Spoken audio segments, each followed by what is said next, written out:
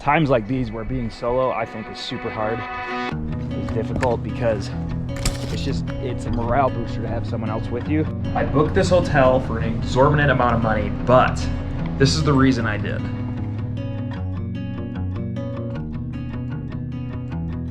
Now we have a large climb out of here to 12,000 feet, and got to do it before the storms start at about 4, so that's what the forecast is, and it's about 9:30 right now. So, kind of got to book it, but we'll be okay.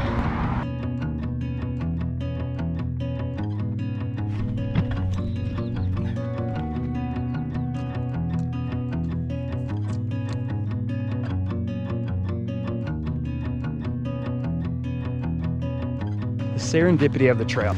I get into the hostel, and this guy's there, and I'm like, God, he looks familiar. And we're talking, and I'm like, were you doing the Oregon Desert Trail last year? And he's like, yeah. I was like, dude, I was the one that gave you a lift out to Brothers, Oregon.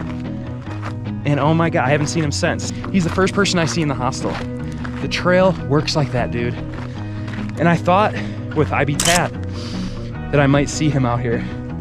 And randomly, just as I got off the bus from Breck, he's coming down into Breck. That's crazy. Just as it looked like I would be facing another storm by myself this afternoon, I ended up meeting 2 other hikers that I would hike with for the remainder of the day. Give me the rundown. What do we got here? We're pretty close to the top. It's gonna be good once we get there. It's been a long hike up. It's been a long hike up. Long and sunny. Finally got this. Would you rank this on 1 to suck? Probably about a 3/4 way to suck.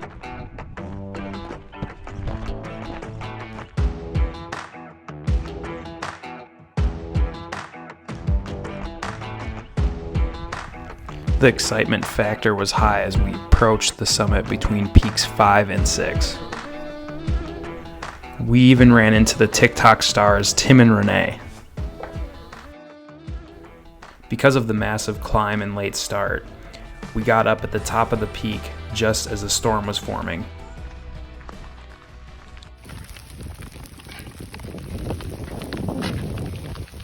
Sweet. I got drenched, separated from the 2 guys that I met, and now faced a decision of what I wanted to do that night. Pretty much right there is where we just came from. I feel very lucky that we weren't stuck up in that cloud ceiling there. That's where we came down from, 12,400 some feet. Because there was no available campsites around Copper Mountain, and because I was still cold and wet, I decided to get a hotel. Well, it turns out you need a college degree to rent a room in Copper Mountain. I booked this hotel for an exorbitant amount of money, but this is the reason I did. You can see new precipitation up to where I would have been camping tonight. The thing with Copper Mountain is that there's not a lot of campsites. There's like no campsites for 3, 4, 5, 6, 7 miles near it. So I was like, dude, if I don't get into a hotel, not quite sure what I'm gonna do. I might just pitch it in their freaking backyard. This is why I landed in this hotel. I didn't want it to be a morale buster for if, again, I would have kept going on trail, probably would have not found a campsite, and then I would have ended up wet again. So I kind of feel a little bit like I wussed out, but I think long term I'm making a good call, because this is a ultra marathon, not a sprint. Yeah, I think that's gonna do it for tonight. All right, good morning. If I have black in my teeth, it's because I was eating an RX bar. We have another huge climb out of Copper Mountain. Goal today is to get over the pass before thunderstorms. We're going up to 12,000 again, so it'll likely take half a day. I am about 3 miles behind schedule, but it's really only like an hour and a half of hiking.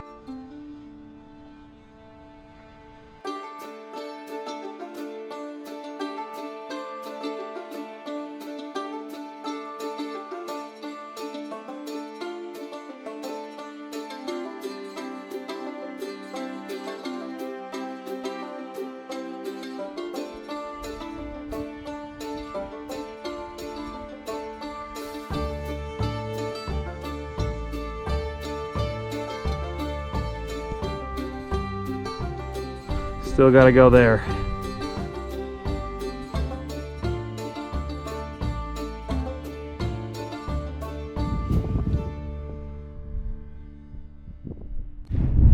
Hours of climbing. This is the pass that I thought was about an hour ago.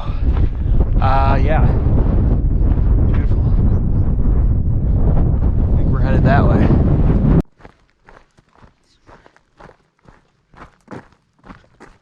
Once I start feeling hungry, I want to get hopefully I'm on a descent, and so I can eat at a lower elevation, because I know your body recovers better at a lower elevation. I don't know if it matters or not. Right now I'm 1,000 or 1,400 feet lower than when I crested the saddle. So I like to think it helps my recovery. Times like these where being solo I think is super hard, is difficult, because it's a morale booster to have someone else with you if they're the same attitude, you know. It was really at this point of the hike where my loneliness started to set in. There's a lot of pros with going solo, but also a lot of cons. I figured this out on my first section hike when I tried to go solo. I started to realize that hiking with like-minded people really made the experience more enjoyable. The feeling even plagued me when I was on the JMT last year. It's a little lonely out here, man. I'm trying to catch up with that family that I met on the bus, but there's just not that many people on trail right now. Kind of sucks, because sharing it with other people is one of my favorite parts, like that shared suffering, and I really wish that I could link up with someone. Which leaves me with the constant struggle of wanting the companionship of a partner or the freedom of just doing things by myself.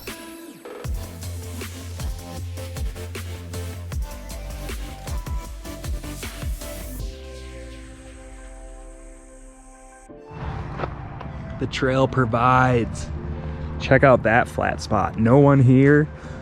We got a privy over there. Oh, I'm so pumped I did this.